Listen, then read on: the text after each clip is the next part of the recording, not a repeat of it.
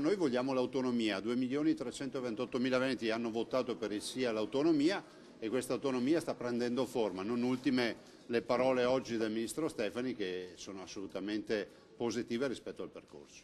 Difficile non affrontare il tema dell'autonomia oggi a margine dell'Assemblea Generale di Confindustria a Venezia, dove è stato presentato il piano industriale per Venezia metropolitana. Io penso che l'autonomia deve essere un valore aggiunto, quindi non deve essere vista in una visione scissionistica del Paese, ma uno strumento a disposizione di tutte le aree affinché possano esaltare il valore aggiunto dei propri territori.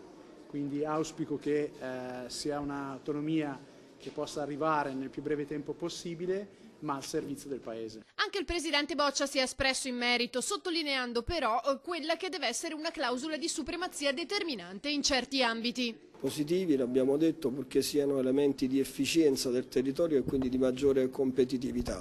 Occorre fare tesoro di alcune clausole di supremazia, abbiamo detto, tra cui infrastrutture ed energia, per evitare di costruire nuovi centralismi, ed è evidente che tutto questo deve essere nell'interesse del Paese. Detto questo, l'autonomia non può essere la merce di scambio, seppur utile e legittima, per non avere provvedimenti a favore dell'economia reale del Paese. L'autonomia è un pezzo importante delle questioni del Paese, ma occorre un intervento organico di politica economica che non si risolve solo con l'autonomia. Posizione non troppo condivisa dal governatore veneto.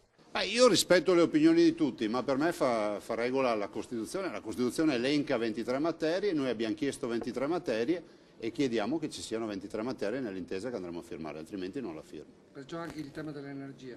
Tutte e 23 le materie previste dalla Costituzione. Se poi non vanno bene le 23 materie è più semplice proporre una proposta di modifica della Costituzione, perché altrimenti a Costituzione vigente oggi noi abbiamo la facoltà di chiedere 23 materie.